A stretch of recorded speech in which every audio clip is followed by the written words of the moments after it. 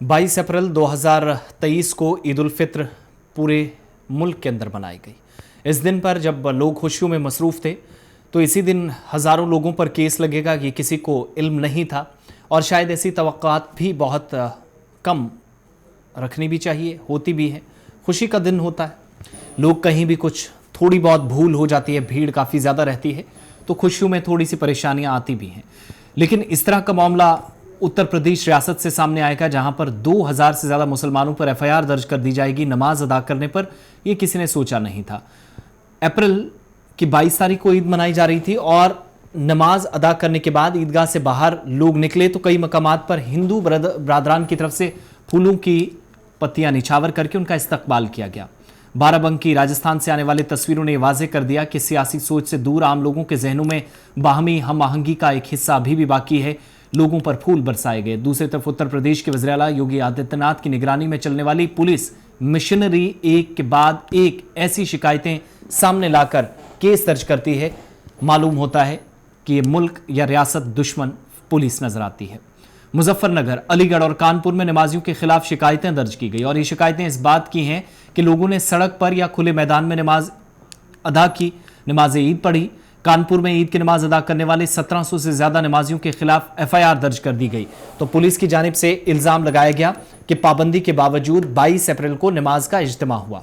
अब ये पाबंदी किस हिसाब की थी, नमाज पर थी या अहाते के अंदर नमाज पर थी, वो चीज समझाने में पुलिस अब तक नाकाम साबित हुई है और एफआईआर कॉपी भी हाथ नहीं लगी है। ईदगाहों की जमातें जो सड़क तक फैली थी, दूसरी तरफ आप देखेंगे उन एरियाज के अंदर लोगों का एक जमावड़ा या भारी भीड़, जहां पर लोग बड़ी तादाद में, या ईदगाह छोटा होता है या रास्ते छोटे होते हैं तो सड़क के किनारों तक नमाज अदा कर दी जाती है, लेकिन रास्ता ना रुके ये ज़रूर ख्याल रखा जाता है।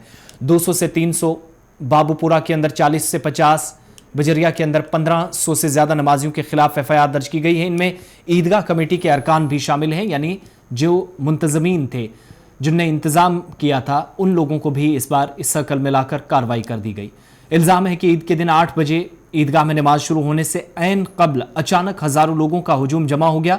लोगों ने सड़क पर चटाइयाँ बिछाई, नमाज अदा की, मुसल्ले बिछाकर उनने वहीं पर अल्लाह रब्बुल इज़्ज़त की बारगाह में सरबसजूद हुए। इसके बाद दफ़ा 144 नाफिज कर दी गई। अब पुलिस सीसीटीवी कैमरे के जरिए उन लोगों की शिनाख्त करने की कोशिश कर रही है जो इन इलाकों में नमाज अदा कर रहे थे। हैरानी की बात है, all India Muslim personal law board FIR दर्ज करने पर नाराजगी जाहिर कर चुका है, दबाव बनाया गया है। बोर्ड के रुकन मोहम्मद सुलेमान ने कहा कि खास फिरके को निशाना बनाया जा रहा है और ऐसा लगता है कि कौम एक ही मजहब की हो गई है, या कैंपस के अंदर मसाजिद और ईदगाहों में नमाज अदा करना, ईद की नमाज अदा करना शायद गुनाह पुलिस की नज़र में है। बाबूपुरा में भी इतनी बड़ी ईदगाह नहीं है, अगर 10 मिनट के लिए जगह मैसर ना हो तो नमाजी सड़क पर नमाज पढ़ सकते हैं।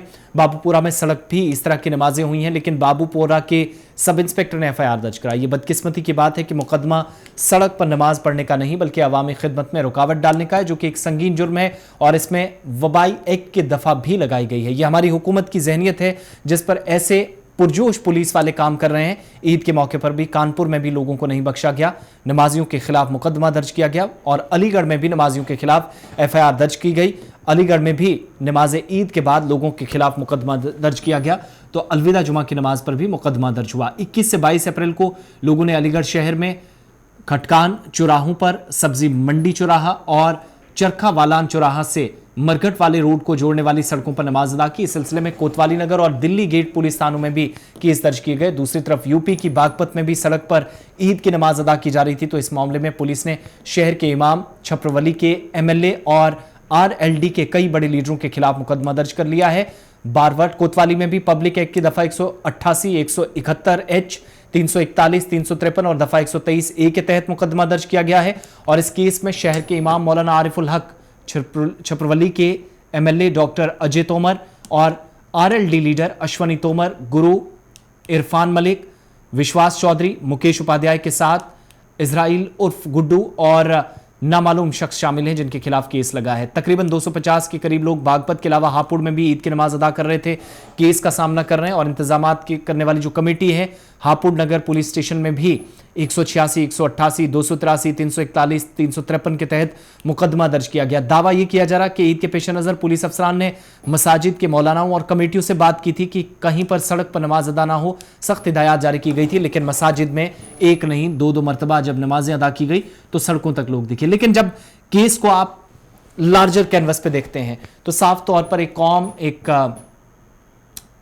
कम्युनिटी के खिलाफ जहर उगलने का काम या दुश्मनी होने का यह जिंदा सबूत है। और यहां सियासत कैसे हो रही है, सियासी एंगल आप इस एतबार से ये मत कहिएगा कि कोई जानबूझकर डाल रहा है, बल्कि खुद जो केसेस दर्ज हुए हैं, पॉलिटिकल लीडर्स भी हैं, मुसलमानों के साथ हिंदू पॉलिटिकल लीडर्स, तो वहां से भी समझ में आता है कि सियासी इंतकामगिरी योगी आदित्यनाथ की हुकूमत और वहां की पुलिस मशीनरी के जहन में है, जो दबाव बनाया जा रहा है। 2000 से ज्यादा केसेस दर्ज हुए हैं, लेकिन इससे होगा क्या, ये सिर्फ हुकूमत ही जवाब दे सकती है।